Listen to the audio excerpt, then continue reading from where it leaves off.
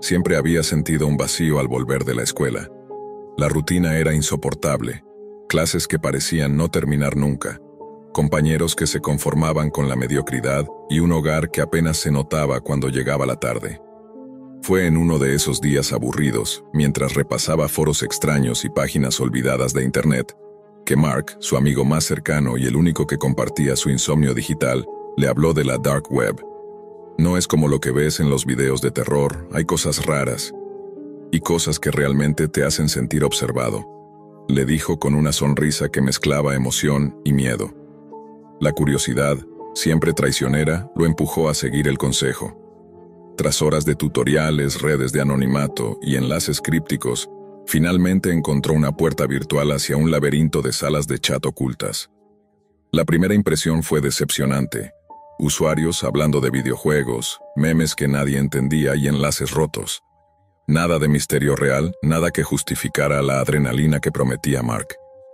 Pero entonces apareció I like enojo, o lo que parecía ser un error tipográfico de I like anger, y una avalancha de nombres y códigos lo invitó a unirse. Le asignaron 34 pesos, un número que lo hacía sentir parte de algo que no comprendía del todo, pero que despertaba en él una extraña fascinación. Al principio, las conversaciones eran caóticas, sin sentido, pero luego la pantalla parpadeó y todo se detuvo. Una nueva cuenta, silenciosa, apareció. Mr. Wiggles. Nadie habló. Nadie se atrevía. Solo él, una figura virtual con un avatar inquietante, dio la bienvenida. Los mensajes desaparecieron y un reloj comenzó a descender. La cuenta regresiva parecía sincronizarse con su propio pulso, y cuando alcanzó 0, una ventana emergente mostró un stream en vivo. Una cámara vigilando lo que parecía ser una casa vacía, tan silenciosa que podía escucharse el roce del viento en las cortinas a través del audio virtual. Durante 20 minutos, la cámara se movió sola, explorando habitaciones que nadie había visitado y objetos que no deberían existir. Cada gesto de la cámara parecía consciente, calculado, y el frío que le recorrió la espalda fue imposible de ignorar. Al día siguiente, la normalidad de la escuela parecía absurda.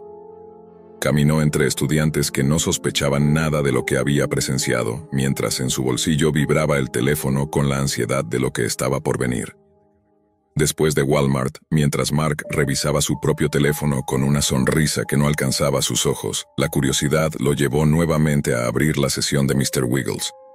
Esta vez, la cámara enfocaba la escuela, captando la salida de clases, y su corazón se detuvo al ver a Mark salir del edificio, sin percibir que alguien lo seguía a distancia. Un coche oscuro estaba estacionado a 30 metros, silencioso, y la cámara lo seguía, como si respirara. Cada giro, cada paso de Mark era registrado con precisión inquietante hasta que finalmente llegó a su casa vacía. La puerta se abrió y un timbre resonó. Mark la miró confundido y vio a alguien que se presentó como Silly. La cámara se apagó, y el silencio que quedó fue más pesado que cualquier sonido. Esa noche, mientras intentaba racionalizar lo sucedido, el narrador decidió llamar a casa de Mark. La madre, despreocupada, asumió que su hijo estaba con él y colgó, inconsciente del riesgo que se había tejido. El correo llegó poco después. Un mensaje simple, helador en su brevedad. Me estoy acercando P34. Mark dice hola.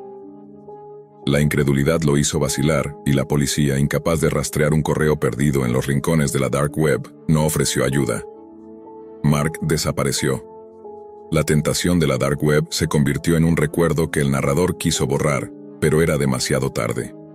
Mensajes y fotos suyas comenzaron a llegar de manera aleatoria, cada una acompañada por la misma amenaza. Puede pasar en cualquier momento. El arrepentimiento lo consumió, la culpa se volvió tangible, y la sensación de vigilancia se quedó pegada a su sombra, recordándole que hay puertas que, una vez abiertas, nunca se cierran completamente. Los días siguientes se convirtieron en un tormento silencioso. Cada notificación del teléfono hacía que el corazón le diera un brinco, y cada sombra en la calle parecía tener un significado oculto. Intentó retomar su vida normal, asistiendo a clases, caminando por los pasillos llenos de risas y charlas banales, pero algo había cambiado. La sensación de ser observado nunca lo abandonaba. Incluso cuando Mark todavía parecía un amigo cercano, ahora lo veía a través de un prisma de miedo. Cualquier movimiento, cualquier sonrisa, podía estar siendo registrado. Mr. Wiggles no tardó en aparecer nuevamente. Esta vez no hubo chat, no hubo advertencia ni saludo. Simplemente apareció una ventana en su pantalla, negra al principio, luego mostrando un pasillo que reconoció de inmediato: la entrada de la casa de Mark.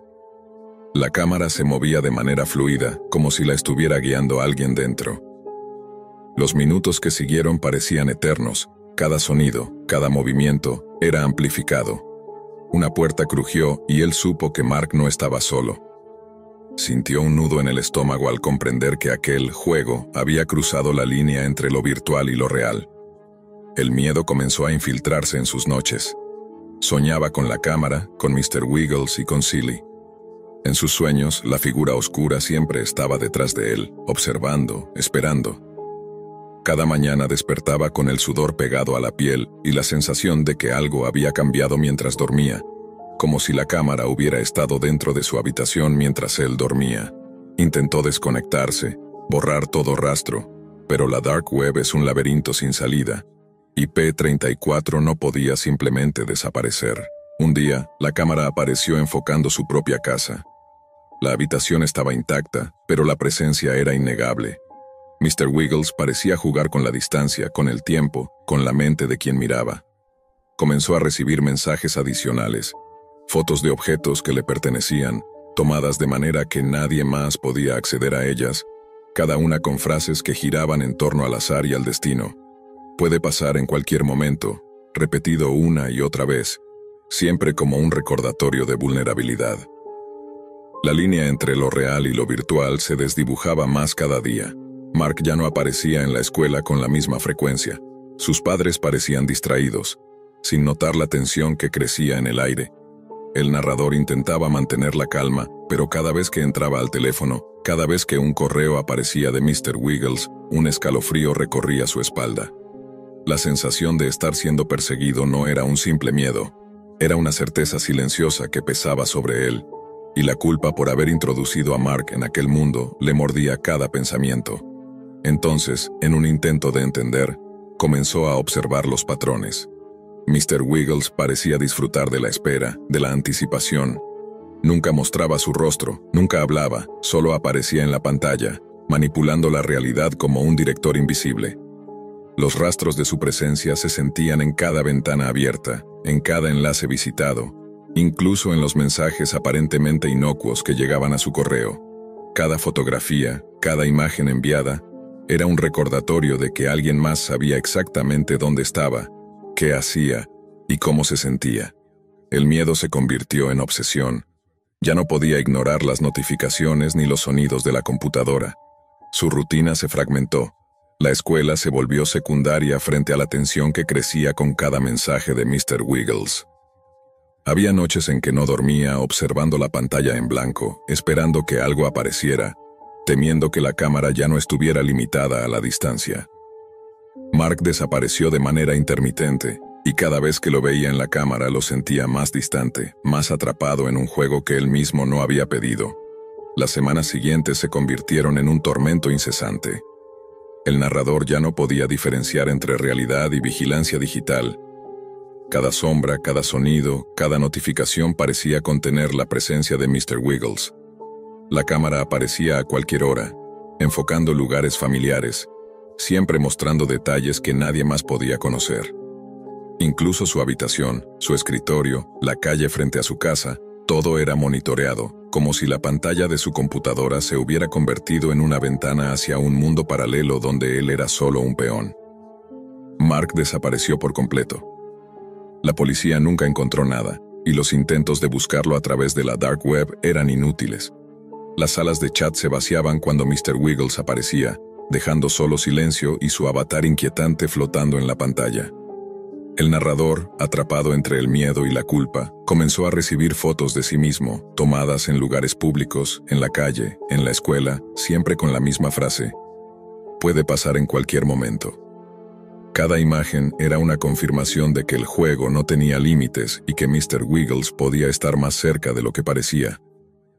Un día, tras recibir otra serie de fotos y un correo que decía simplemente P34, estoy más cerca de lo que crees, comprendió la magnitud del peligro. La obsesión se había convertido en terror absoluto. Decidió apagar todo, desconectarse de internet, incluso dejar el teléfono en otra ciudad, pero las imágenes continuaban llegando, como si su presencia digital se hubiera convertido en un objetivo permanente.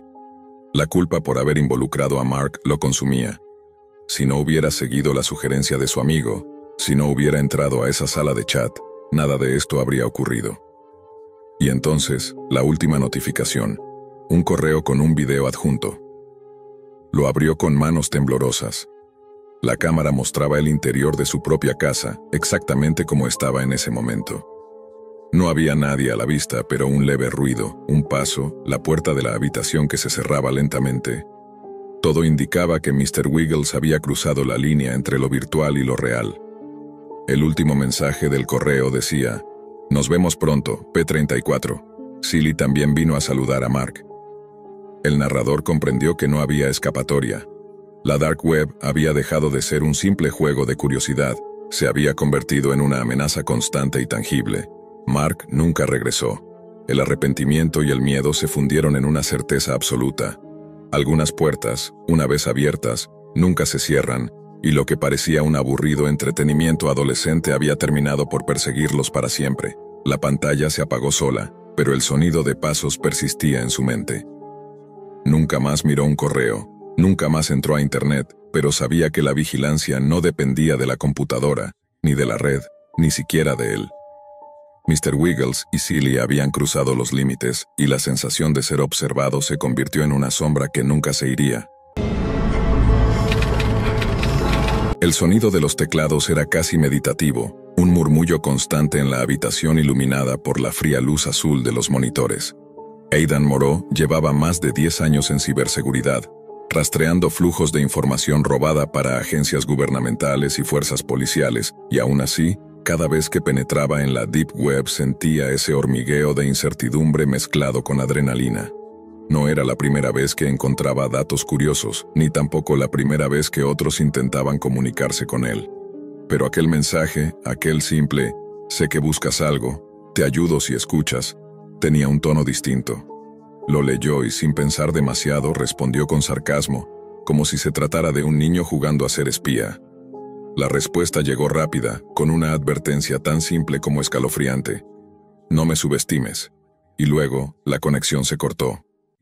Aidan se rió nerviosamente y volvió a su rutina, convencido de que era otro impostor jugando con su tiempo. Meses después, los pequeños destellos comenzaron.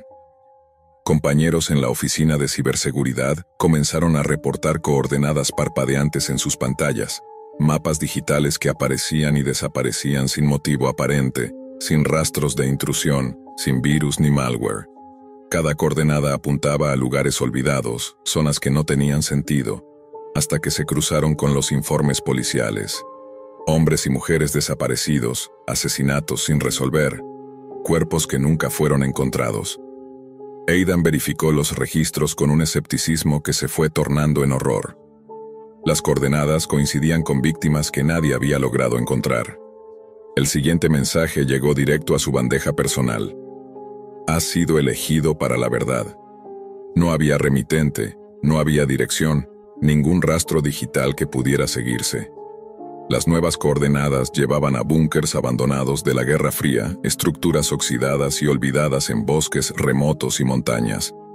Allí encontró algo que desafiaba toda lógica y ética: inmigrantes y niños desnutridos, sobrevivientes al borde de la muerte, encerrados en lugares que deberían haber sido destruidos hace décadas. El horror y la compasión lo atraparon simultáneamente. Aidan entendió que había una red de corrupción que utilizaba el olvido como coartada, eliminando indeseados bajo el manto del secreto gubernamental. Cada rescate, cada niño que pudo salvar, era un alivio que se mezclaba con culpa.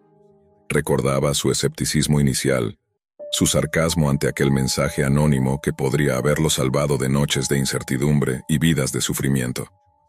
Ahora, la Deep Web, ese espacio que siempre había visto como terreno de sombras y criminales, le revelaba un rostro inesperado, el de la luz, la posibilidad de justicia en medio del caos. Pero también la fragilidad de la verdad, la certeza de que alguien, en algún lugar, observaba y decidía quién merecía sobrevivir y quién no. Aidan pasaba noches sin dormir, rastreando coordenadas, cruzando mapas con informes policiales, monitoreando la web en busca de nuevas señales. Cada parpadeo en la pantalla podía ser un aviso, un rescate o una advertencia. La línea entre la vigilancia legal y la justicia clandestina se desdibujaba, y con ella, la seguridad que su experiencia le había dado durante años. Todo era incierto, incluso su propio juicio. A cada paso, sentía la presencia de ese contacto anónimo, invisible pero omnipresente, que parecía dirigir los hilos de un juego macabro donde la información era más poderosa que la fuerza y más mortal que el silencio. Mientras el mundo exterior ignoraba lo que Aidan descubría, él se encontraba atrapado entre la luz que emergía de la Deep Web y la sombra que cubría a quienes querían mantenerla oculta. Cada coordenada, cada mensaje, lo acercaba más a una verdad que podía destruir reputaciones, revelar crímenes y cambiar la percepción de lo que un país consideraba justo. Pero también lo mantenía vivo, lo hacía responsable de vidas que, sin su intervención, se habrían perdido. Entre gratitud y culpa, comprendía que había entrado en un juego donde la ética y el deber se entrelazaban con la paranoia, y que su existencia misma estaba marcada por un secreto que pocos podrían comprender. Las semanas siguientes se convirtieron en un patrón obsesivo. Aidan despertaba con el sonido de notificaciones imaginarias, revisaba su correo y los foros cerrados con la sensación de que cualquier signo podía ser una advertencia o una instrucción. Cada coordenada que aparecía era como un susurro que desafiaba su escepticismo. Mapas de carreteras olvidadas, almacenes polvorientos, búnkers que habían sido destinados a desaparecer. Cada destino era más inquietante que el anterior. En una ocasión, se encontró con un viejo túnel subterráneo, oculto bajo un almacén industrial en las afueras de la ciudad. Las paredes estaban cubiertas de grafitis que databan de décadas atrás, recordatorios de un pasado que parecía olvidado por todos excepto por él. Allí halló evidencia de vida reciente, huellas, restos de ropa, objetos personales de personas desaparecidas. La sensación de estar siguiendo los pasos de alguien invisible lo mantenía al borde de la paranoia. Cada vez que miraba sus monitores, esperaba ver un mensaje de advertencia, una nueva coordenada que lo obligara a moverse de inmediato. Su relación con la Deep Web cambió radicalmente. Lo que antes era un terreno de información fragmentada y criminal, se convirtió en un espacio de señales vitales. Comprendió que la información podía ser un salvavidas, y que la tecnología, cuando se usaba con conciencia y riesgo, podía revertir décadas de olvido. Sin embargo, esa luz inesperada estaba teñida de un tono oscuro. La corrupción que había descubierto no era un error aislado, sino una red sistemática de ocultamiento. Las autoridades que alguna vez confiaron en él para proteger información ahora eran parte de los datos que debía cuestionar. Aidan comenzó a analizar patrones en las coordenadas, buscando un algoritmo, una intención detrás de cada mensaje. Notó que cada punto tenía un tiempo de activación, un intervalo donde la información aparecía en sus sistemas y luego desaparecía. Era como si alguien estuviera midiendo su capacidad de reacción, evaluando si estaba listo para recibir más. Entre esos patrones, encontró algo que lo perturbó. Coordenadas que lo llevaban a antiguos edificios gubernamentales, algunos abandonados, otros aún activos, con registros que sugerían experimentos sociales y movimientos secretos de poblaciones vulnerables. La magnitud de lo que estaba siguiendo excedía cualquier cosa que hubiera imaginado en sus años de carrera. Las noches se volvieron interminables. Su apartamento se convirtió en un centro de operaciones improvisado. Múltiples monitores, mapas digitales superpuestos con información histórica y archivos filtrados. Cadenas de datos que hablaban de desapariciones y rescates simultáneamente. Cada descubrimiento lo llenaba de alivio por las vidas salvadas, pero también de desesperación por las que había perdido antes de recibir las señales. La culpa y la gratitud se entrelazaban, haciendo que incluso los momentos de descanso fueran inquietantes. En una madrugada particularmente fría, recibió un archivo de video cifrado. Al abrirlo, vio imágenes de un grupo de niños desnutridos, hablando entre ellos en susurros, en un búnker que había sido olvidado por la burocracia y la historia. Uno de ellos levantó la cabeza hacia la cámara, y por un instante, la mirada directa lo atravesó. No solo estaba viendo un rescate, estaba viendo las consecuencias de su escepticismo inicial. Esa sensación lo marcó, convirtiendo cada próxima coordenada en una carrera contra el tiempo, una oportunidad de redención y, al mismo tiempo, un recordatorio de su vulnerabilidad frente a un sistema que funcionaba en secreto, paralelo a la justicia conocida. A medida que avanzaba, Aidan entendió que su vínculo con aquel remitente imposible no era simplemente funcional, sino simbólico. Alguien lo estaba entrenando, guiando, retando a confiar en la intuición y en la tecnología más allá de la lógica tradicional. No había órdenes directas, solo pistas, advertencias, y la certeza de que cada movimiento podía salvar o condenar vidas. La línea entre su vida profesional y personal se desdibujaba. La paranoia se filtraba en cada decisión cotidiana, cada correo electrónico, cada conversación casual con colegas que aún desconocían la magnitud de lo que él enfrentaba. Mientras tanto, las coordenadas se volvían más complejas. Ya no eran solo búnkers olvidados, sino lugares que parecían haber sido diseñados para confundir, laberintos de pasadizos y sistemas de seguridad que databan de la Guerra Fría. En algunos casos, los rescates requerían cooperación con contactos locales, otros exigían improvisación y audacia que desafiaban la experiencia de Aidan.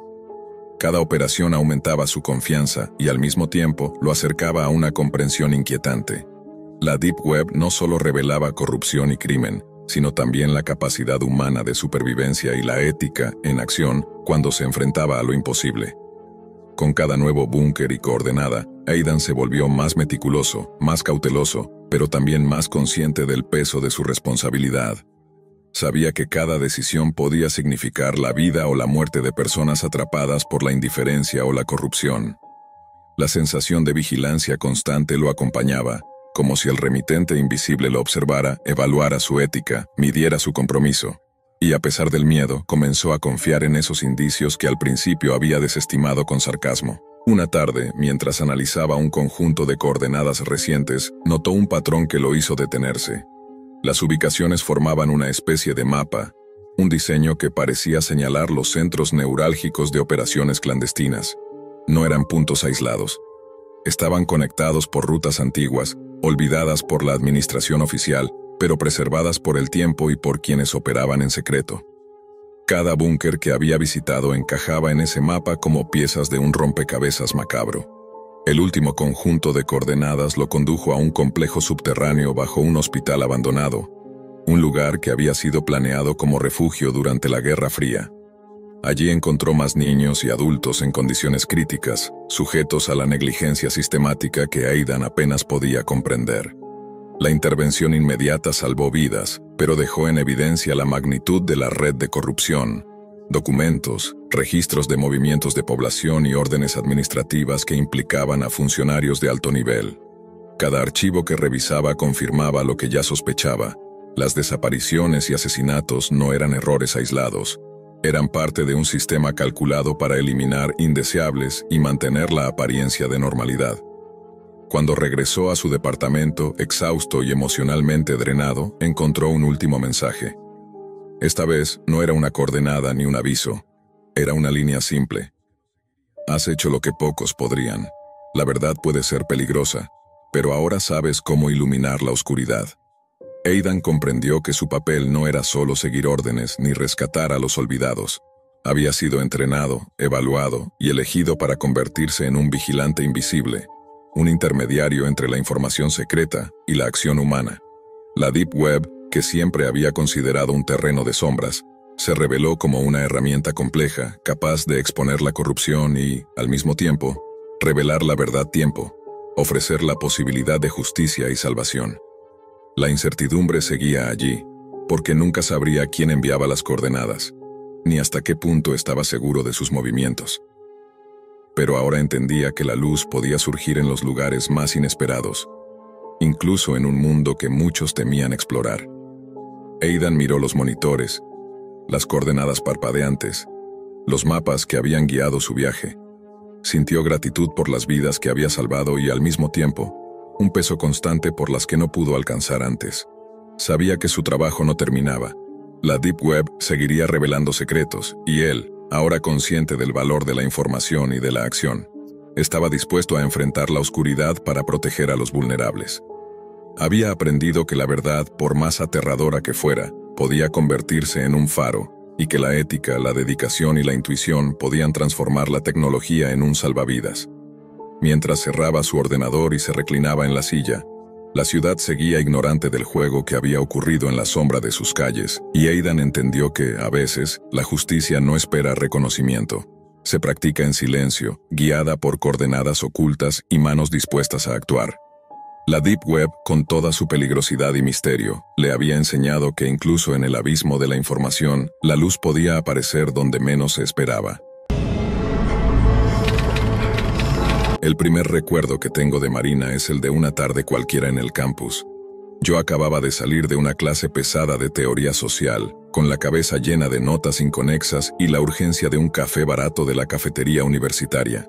Ella se me acercó con una naturalidad inquietante, como si me conociera de toda la vida, aunque apenas habíamos cruzado miradas en aquel salón compartido. Me dijo mi nombre con una sonrisa fija, exageradamente brillante, como si hubiera estado ensayando. No recuerdo haberle dicho cómo me llamaba, pero quizá lo escuchó cuando pasaron lista, o tal vez lo buscó. No lo pensé demasiado en ese momento, y cuando me invitó a almorzar, acepté casi por reflejo, sin sospechar que esa decisión, tan simple, iba a dejarme una marca durante más de una década. El almuerzo fue normal, superficial, casi torpe. Hablamos de asignaciones, de profesores estrictos, de tonterías propias de primer semestre. Marina reía demasiado fuerte ante cualquier comentario y tomaba notas mentales de cada detalle que yo compartía, desde mi serie favorita hasta la música que solía escuchar en mis audífonos. Esa misma noche recibí una notificación en mi teléfono, una solicitud de amistad en redes sociales. Lo extraño era que no teníamos amigos en común. El perfil de Marina parecía nuevo, o al menos vacío. Apenas unas fotos, ninguna interacción visible. Lo más inquietante fue que pensé que ella no debía saber en qué red social estaba yo, a menos que hubiera buscado minuciosamente en páginas internas de la universidad. Al principio lo tomé como un gesto de amabilidad, una cortesía propia de esta era donde todo contacto físico debía validarse también en línea. Acepté la solicitud. Desde ese momento, su presencia digital empezó a multiplicarse. Comentaba cada publicación, cada foto, cada frase que yo escribía, incluso las más irrelevantes. Respondía con emojis, con frases largas y extrañamente emotivas, como si cada cosa que yo compartía tuviera un peso íntimo entre nosotros. Lo que comenzó como halagos triviales pronto derivó en una especie de vigilancia. Lo que más me desconcertó fue un detalle casi cruel del destino. Mi novia de entonces se llamaba también Marina. Al parecer, esa coincidencia detonó en ella un sentimiento extraño, porque empezó a bromear con que yo debería obligar a mi novia a cambiarse el nombre. Lo dijo entre risas virtuales, pero detrás de esas palabras había un filo evidente, una sombra de celos que yo preferí ignorar. Yo estaba concentrado en mis estudios, en sobrevivir a la presión de la universidad, y no tenía tiempo para leer entre líneas. Aunque esas líneas estaban llenas de señales de advertencia. Con el paso de las semanas, los mensajes se volvieron más insistentes. Marina enviaba textos a medianoche, fotos de paisajes acompañadas de frases vagas, y hasta audios donde su voz sonaba quebrada, como si estuviera confesando algo que nunca llegaba a nombrar. Cuando trataba de mantener distancia, respondía con sarcasmo o con una súplica disfrazada de humor. Yo pensaba que era un simple crush, una atracción pasajera, pero aquella atracción tomó cuerpo de obsesión. Al final del semestre ocurrió algo que me dejó helado. Nos vimos en un sendero que llevaba al bosque detrás del campus, un lugar tranquilo donde los estudiantes solían escapar para fumar o simplemente descansar. Yo pensé que sería otra charla incómoda, pero Marina se me acercó con un temblor extraño, con lágrimas contenidas en los ojos. Dijo que me iba a extrañar durante el verano, como si nos uniera algo más que unas cuantas conversaciones. Antes de que pudiera reaccionar, se inclinó y me besó, forzadamente, como si estuviera reclamando un derecho que nunca tuvo. Yo me aparté, pero el gesto quedó flotando entre nosotros como un pacto perverso del que no podía escapar. Ese verano todo se enredó. Mi relación con mi novia se rompió por otros motivos, y poco después inicié algo con un chico del campus. Marina lo tomó como una traición personal, Fue entonces cuando descubrí la otra cara de la historia, un blog en Tumblr escrito bajo un nombre falso, donde cada entrada era un espejo distorsionado de mi vida. Ella había construido allí un santuario obsesivo, relatos detallados de nuestros almuerzos, descritos como citas románticas, recuerdos manipulados donde el beso en el bosque se volvía un gesto mutuo y apasionado, referencias a las canciones que yo compartía, reescritas como si fueran mensajes cifrados dedicados a ella. Entre esas publicaciones encontré algo aún más perturbador, una carta de amor anónima que yo había recibido meses antes, una hoja doblada en mi casillero sin firma. Siempre había pensado que era una broma de alguien del campus, pero ahí estaba, escaneada y publicada, como parte de su testimonio personal. Marina no solo la había escrito, se la había atribuido como prueba de una conexión secreta entre nosotros. Lo peor era que no escribía solo para sí misma. Tenía seguidores, anónimos que comentaban y la apoyaban, que la veían como una especie de heroína romántica, luchando por un amor injustamente negado. En ese blog también había odio dirigido, insultos disfrazados de poesía contra mi novio, acusaciones de que él no me merecía, incluso fantasías de que algún día desaparecería de mi vida para dejar espacio a lo verdadero. Y entonces apareció Stephen. Un nombre que jamás había escuchado en mi vida, pero que pronto descubrí que era un personaje inventado, una versión ficticia de mí, convertida en mejor amigo, en confidente, en alma gemela. Stephen hablaba como yo, conocía mis rutinas, mis fotos, mis recuerdos. Marina había tomado fragmentos de mi vida real, detalles íntimos que solo alguien observando de cerca podría recopilar, y los había transformado en ese fantasma digital. A partir de ahí, la línea entre vigilancia y acoso se borró por completo. A partir del momento en que descubrí a Stephen, su mundo empezó a rozar el mío con una violencia invisible. El blog no era solo un lugar de desahogo. Era un escenario donde ella ensayaba narrativas que luego intentaba imponer en la realidad. Si publicaba que habíamos pasado una tarde juntos, al día siguiente me abordaba en el campus como si aquella cita hubiese ocurrido de verdad. Sus publicaciones no eran simples delirios, sino guiones que intentaba ejecutar. La presión me obligó a enfrentarla. Una tarde, en la biblioteca, le mostré la pantalla de mi laptop con el blog abierto. Ella miró fijamente la página durante varios segundos, sin parpadear, y luego soltó una carcajada seca. No respondió a mis preguntas ni a mi enojo, solo me dijo que yo no entendía nada, que estaba viendo una parte de la historia, no toda la verdad. Después se levantó y se fue, como si hubiera ganado algo con mi reacción. Esa misma noche el blog desapareció. No lo eliminó del todo. Lo puso en privado o lo trasladó a otra plataforma. Yo lo supe porque, semanas después, comenzaron a circular rumores en mi círculo cercano. Detalles de mi vida íntima que solo alguien con acceso a ese espacio podía haber conocido. Primero intentó acercarse a mi novio. Le escribía mensajes insinuantes, fingía interés en sus hobbies, y cuando él no respondía, inventaba historias donde aseguraba que habían estado juntos en secreto. Lo mismo intentó con algunos amigos míos, se presentaba como una confidente, alguien que sabía demasiado sobre mí, y dejaba caer insinuaciones envenenadas. Cuando nada de eso funcionó, empezó a filtrar rumores en el campus, pequeñas difamaciones que dañaron mi reputación y hasta hicieron que un profesor dudara de mi ética académica en un proyecto importante. Yo no podía denunciarla abiertamente porque no tenía pruebas sólidas. Ella se movía con sutileza, siempre un paso detrás de mí, pero nunca lo suficiente como para quedar expuesta. El único recurso que me quedó fue fingir. Fingir amistad, fingir neutralidad, fingir que sus mensajes no me molestaban.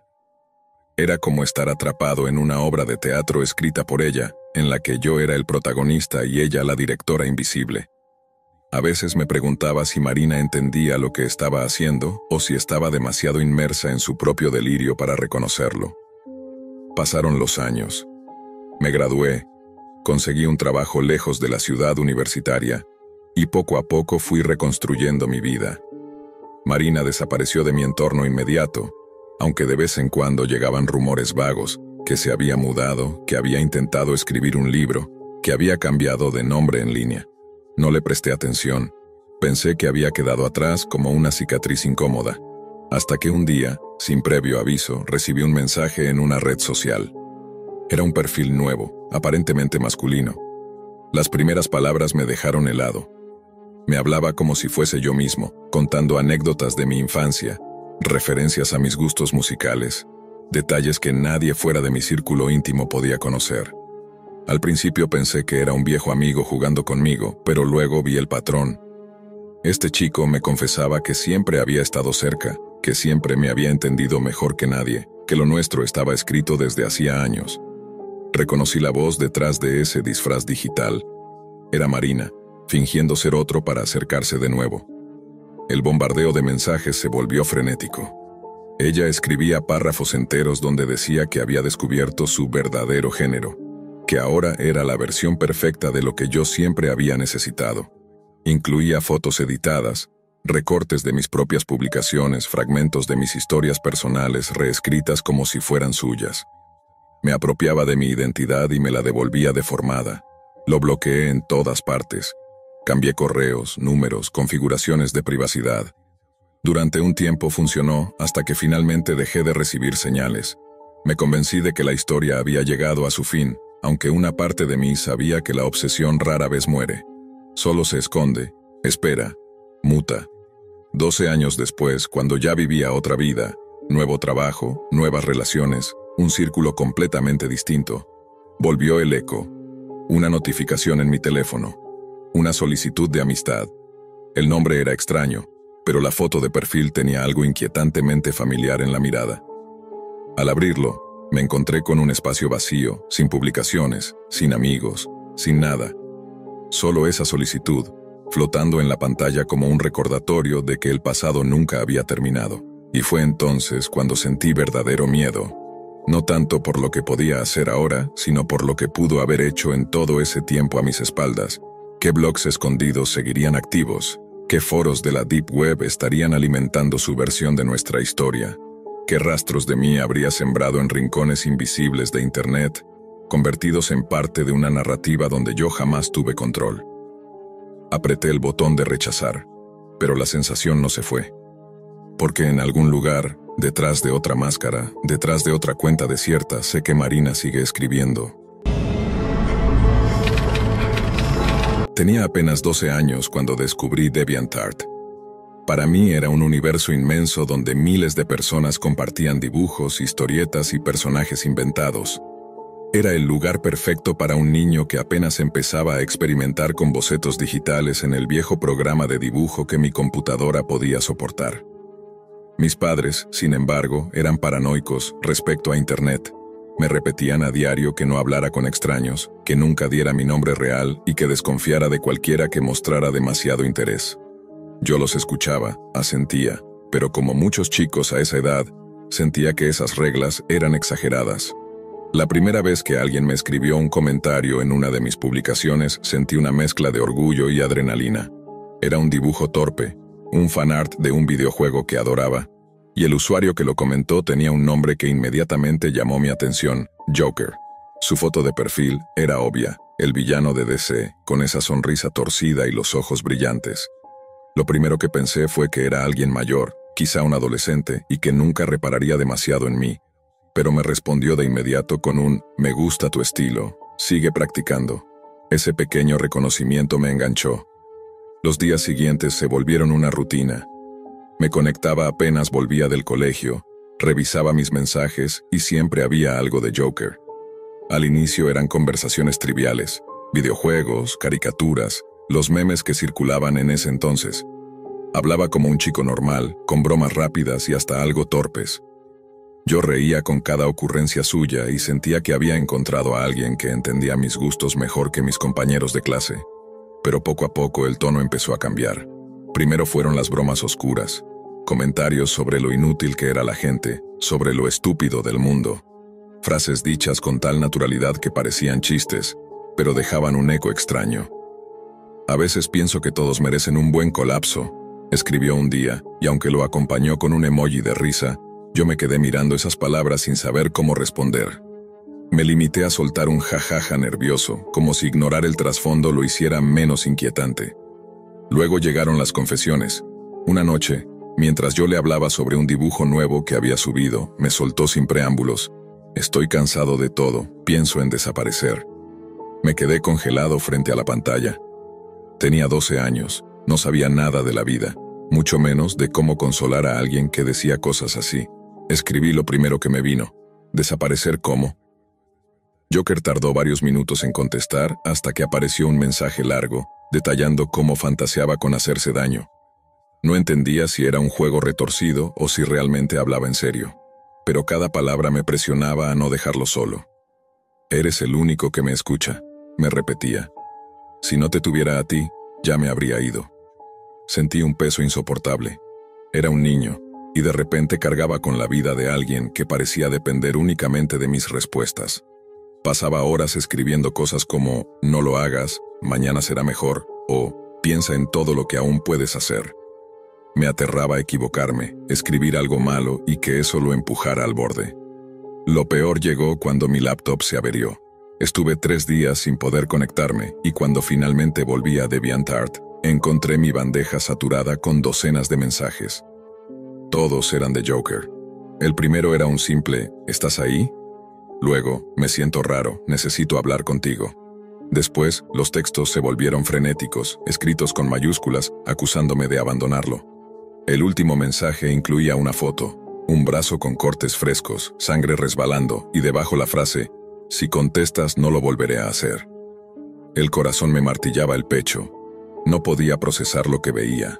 Al responder me contestó de inmediato, como si hubiera estado pegado a la pantalla, esperando que yo apareciera. «Sabía que volverías», escribió. «No me dejes otra vez, no podría soportarlo». Desde ese momento, cada conversación giraba en torno a su obsesión. No era suficiente con hablar de videojuegos o caricaturas. Siempre encontraba la forma de recordarme que yo era su salvación, que sin mí se acabaría. Al principio lo sentí como un chantaje emocional, pero luego se transformó en algo más oscuro. «No puedo vivir sin ti», me decía. «Si un día desapareces, me mato». Yo tenía que prometerle que estaría ahí, que nunca lo abandonaría, aunque esas promesas me asfixiaban. Meses enteros pasaron en ese vaivén enfermizo. Yo evitaba contarle a mis padres porque sabía que lo primero que harían sería obligarme a cerrar la cuenta, y parte de mí también sentía lástima por Joker. Era como si de verdad dependiera de mí, y esa carga me hacía sentir responsable, incluso necesario. Pero un año después de conocernos, la obsesión alcanzó un nivel que me heló la sangre. Joker me escribió un mensaje largo, más largo de lo habitual. Me decía que el mundo era un lugar miserable, que nada valía la pena, salvo yo. Que yo era lo único bueno en su vida, y que si en verdad lo quería, deberíamos dar un paso final, morir juntos. Decía que así estaríamos juntos eternamente. Describía con detalle una fantasía macabra. Cómo se abriría el pecho, sacaría su propio corazón y lo apretaría contra el mío, y en ese abrazo moriríamos, unidos para siempre. Leí esas palabras una y otra vez, sin poder creer lo que veía. Sentí las manos sudar, la garganta cerrarse, el miedo recorriéndome como un veneno, y fue ahí cuando tomé una decisión desesperada. Cerré la ventana de mensajes y me quedé un buen rato mirando la pantalla apagada, respirando entrecortado, sintiendo que si respondía estaba firmando un pacto del que jamás podría escapar. Tenía miedo de cerrar la cuenta de inmediato, y que eso lo empujara a hacer algo irreversible, pero también sabía que seguir alimentando esa relación era condenarme a una angustia eterna. Esa noche no dormí. Cada vez que cerraba los ojos, veía la imagen de aquel brazo cortado, los mensajes en mayúsculas, la promesa de abrirse el pecho. Era como si la figura de Joker hubiera dejado de ser un usuario detrás de una pantalla y se hubiera materializado en mi habitación, respirándome en la nuca, esperando mi respuesta. Al día siguiente, tomé valor.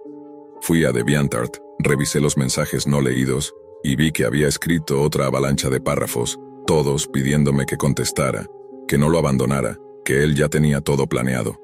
Solo di que sí, y estaremos juntos para siempre, repetía. Con las manos temblando, entré en configuración. Cambié la contraseña a una aleatoria que ni yo mismo recordaría. Borré mi foto de perfil y desactivé la cuenta. La sensación fue como arrancarme algo del pecho. Un silencio pesado cayó sobre mí, y por primera vez en mucho tiempo, no había un recuadro con el nombre Joker parpadeando con notificaciones. Las semanas siguientes fueron un infierno de paranoia.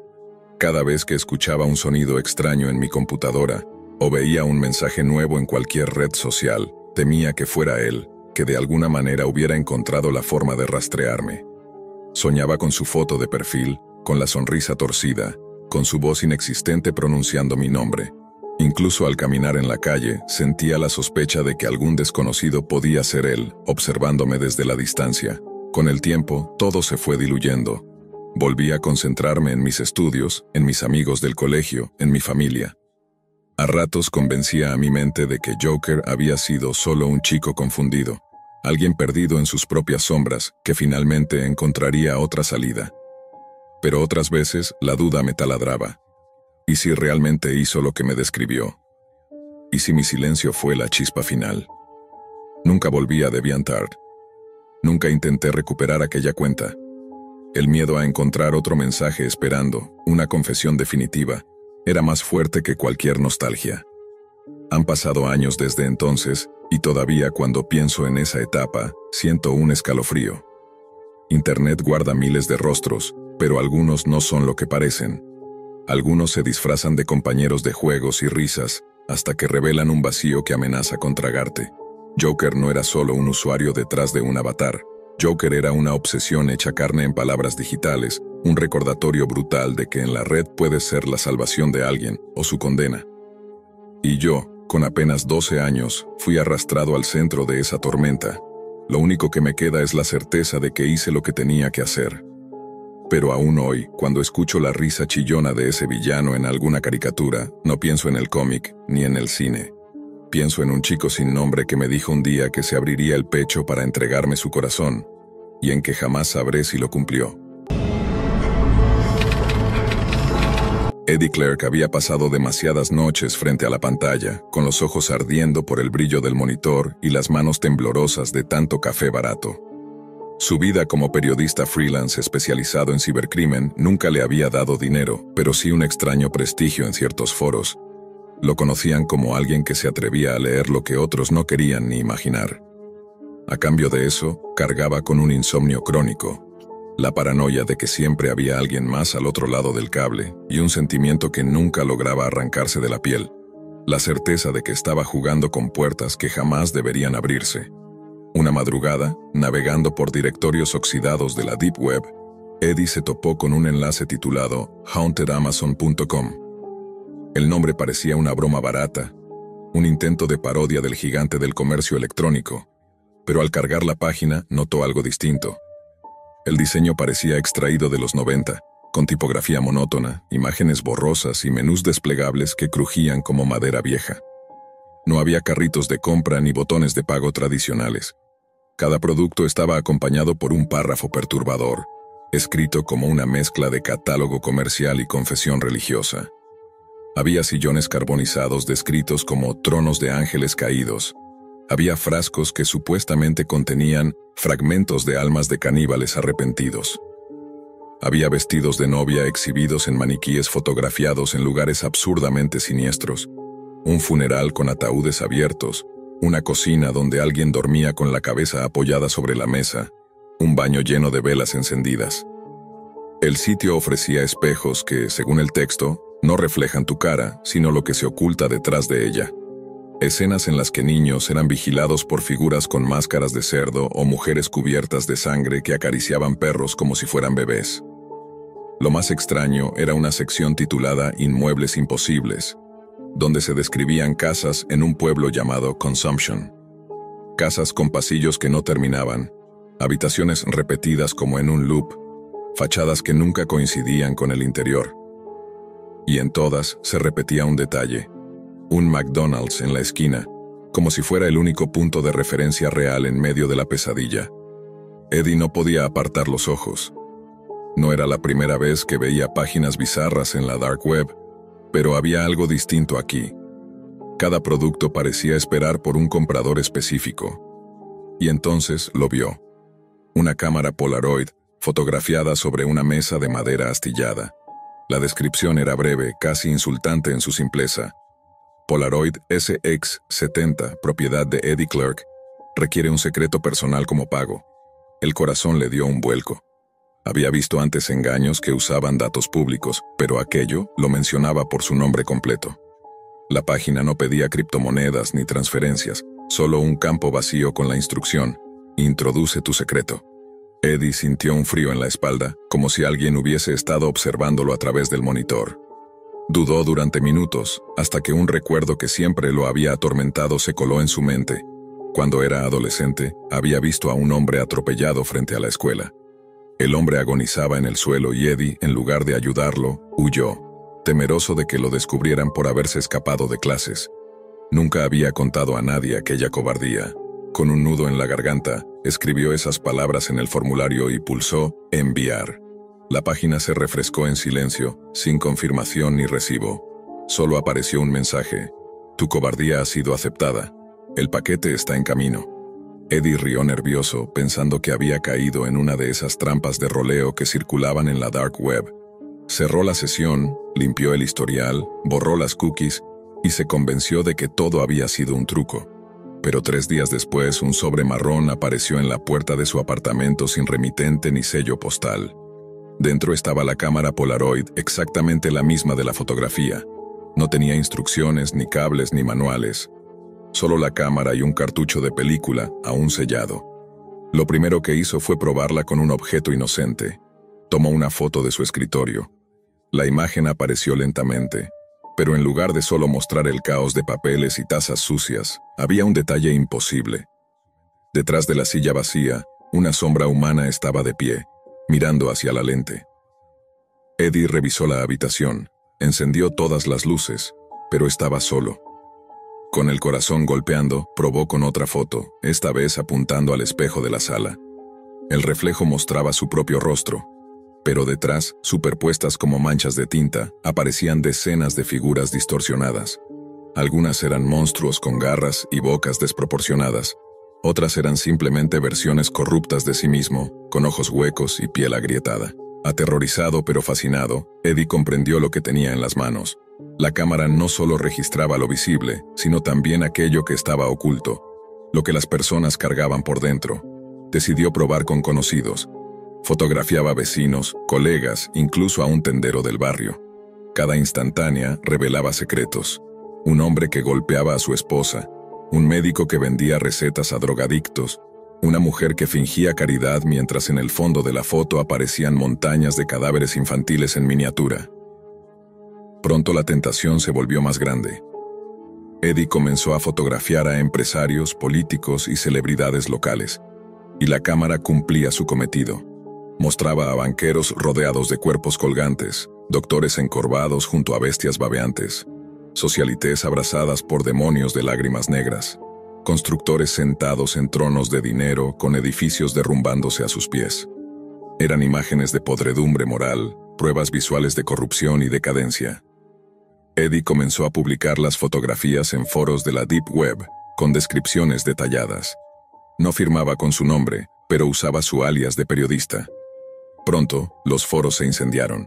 Algunos lo acusaban de falsificador, pero otros juraban que las imágenes tenían algo imposible de simular, un peso real que helaba la sangre. El tráfico se multiplicó, y con él, las amenazas. Correos cifrados llegaban a su buzón digital, advertencias, burlas, insultos y una frase repetida en varios idiomas: la cámara nunca se apaga. Eddie empezó a sentir que lo seguían. Una camioneta negra lo esperaba frente a su apartamento 2 noches seguidas. Alguien dejó una Polaroid rota en el buzón con una foto borrosa de su propio rostro mientras dormía. En otra ocasión, al regresar de la lavandería, encontró en su puerta un sobre con una bala y un papel que decía: ya tomamos tu secreto, ahora tomaremos tu vida. Desesperado, tiró su teléfono al río, empacó lo necesario y comenzó a moverse de motel en motel. Dormía con la cámara junto a la cama como si fuera un arma. Cada tanto la usaba para registrar a los desconocidos que encontraba en gasolineras o recepciones baratas. Todos tenían algo oscuro detrás, un rastro de corrupción, una bestia personal siguiéndolos en silencio. Y sin embargo no podía dejarla. La cámara lo había convertido en alguien que no solo observaba el mundo, sino que lo desnudaba hasta el hueso. En noches de insomnio, escribía notas febriles, advirtiendo sobre el portal: si encuentras Haunted Amazon, no compres nada. no pongas tu secreto, no entregues nada de ti. Pero ya era tarde. Las fotografías circulaban, las amenazas se multiplicaban, y la sombra del asesino que lo seguía parecía acercarse cada día más. Eddie nunca había sentido tanto miedo, pero al mismo tiempo nunca se había sentido tan necesario. La cámara lo había convertido en un testigo privilegiado de un mundo oculto, uno en el que los trajes caros y las sonrisas públicas eran solo máscaras para horrores inimaginables. Cada disparo del obturador era un golpe contra la mentira, y aunque sabía que cada fotografía lo hundía más profundo en la oscuridad, no podía detenerse. En los moteles de paso comenzó a recibir mensajes anónimos bajo las puertas, escritos con tinta roja. La cámara no te pertenece. Nosotros la prestamos, no la regalamos. Cada secreto exige su tributo. Eddie los quemaba en el lavabo, pero el olor metálico del papel al arder se quedaba impregnado en la habitación. En las noches escuchaba pasos en los pasillos, respiraciones que se detenían justo frente a su puerta. Más de una vez creyó escuchar el clic de otra cámara al otro lado de la pared. Una madrugada, mientras huía por carretera rumbo a una ciudad que no figuraba en ningún mapa oficial, un sitio llamado Consumption que había aparecido en los listados de Haunted Amazon, Eddie se detuvo en una gasolinera abandonada. Allí, incapaz de resistir, decidió probar la cámara consigo mismo una vez más. Se apuntó el lente directo al rostro y disparó. La imagen emergió con lentitud, como si el papel fotográfico se resistiera a revelar lo que contenía. Cuando la foto se aclaró, Eddie sintió que le fallaban las piernas. No aparecía él solo, sino múltiples versiones de sí mismo, cada una más deforme, más corrupta, más monstruosa que la anterior. En una de las figuras, su boca estaba cosida con hilos de alambre. En otra, sus manos eran garras sangrientas. En otra más, su cuerpo entero era un amasijo de ojos abiertos que lo observaban desde dentro. Todas esas versiones lo rodeaban, como buitres esperando el momento de desgarrar. Eddie entendió entonces que la cámara no solo revelaba a los otros, también lo había estado diseccionando a él desde el principio, absorbiendo sus culpas, sus miedos y sus secretos. Tal vez cada disparo que hacía contra los demás era en realidad un disparo hacia sí mismo, multiplicando las sombras que lo perseguían. Llegó finalmente a Consumption, el pueblo imposible que había leído en el catálogo del sitio. Era un lugar extraño, calles en espiral, casas repetidas que parecían clonar sus fachadas, y un McDonald's abierto en el centro, con un cartel fluorescente que parpadeaba como un faro enfermo. No había gente, solo una quietud malsana, como si el aire estuviera hecho de polvo y ceniza. Eddie se internó en una de las casas que encontraba abierta. El pasillo parecía prolongarse sin fin, y cada vez que miraba hacia atrás, la entrada ya no estaba allí. Sacó la cámara y comenzó a disparar hacia las paredes, hacia el suelo, hacia los techos. En cada foto, el espacio se retorcía. Habitaciones que no había visto aparecían en las instantáneas, puertas selladas que en la realidad no existían se abrían en el papel, y figuras alargadas, como de personas arrastrándose, lo observaban desde ángulos imposibles. Entonces escuchó pasos detrás de él. No eran imaginarios. Un hombre vestido de negro, con rostro cubierto por una máscara blanca sin facciones, avanzaba con calma por el pasillo. Llevaba un cuchillo curvado en la mano y no necesitaba correr. La casa misma parecía cerrarse para entregarle a Eddie. «¿Sabías que esto pasaría?», dijo una voz detrás de la máscara, grave, distorsionada, como si no saliera de su boca, sino de la casa misma. «La cámara no es tuya. La cámara nunca es de nadie». Eddie, temblando, levantó la Polaroid y le tomó una foto al hombre. La imagen salió con rapidez antinatural y cuando se reveló, Eddie vio algo que lo heló. No había un asesino. En la foto estaba él mismo, sosteniendo el cuchillo con la máscara en la mano. El hombre se quitó la máscara, y en efecto, era Eddie. Un Eddie cansado, con ojeras profundas, con la piel como papel quemado. El verdadero horror era que la cámara no lo estaba persiguiendo, lo estaba transformando. Cada disparo había ido desgastando su identidad, hasta convertirlo en uno de esos sicarios sin rostro que cazaban a los compradores malditos de Haunted Amazon. Eddie intentó gritar, pero en su garganta solo salió un clic como el de un obturador. Cayó de rodillas mientras la cámara en sus manos vibraba como viva. El otro Eddie se inclinó, le puso la máscara blanca sobre la cara y le susurró: «Bienvenido al inventario. La oscuridad lo devoró todo. Cuando volvió a abrir los ojos, ya no era periodista ni fugitivo. Era un guardián del portal, un vigilante anónimo de hauntedamazon.com. Su tarea era simple: entregar la cámara al siguiente curioso, al siguiente que cayera por error en la página. La cámara siempre exigía secretos y siempre encontraba víctimas dispuestas a ofrecerlos. Desde entonces, en algún rincón de la Deep Web, los rumores crecen. Algunos dicen haber visto nuevas cámaras Polaroid a la venta en Haunted Amazon, cada una etiquetada con un nombre distinto. Todas exigen un secreto como pago, todas terminan igual. Y aunque Eddie Clark ya no firma artículos ni publica en foros, su sombra recorre la red como advertencia siniestra. Ten cuidado con lo que compras, porque la cámara nunca se apaga.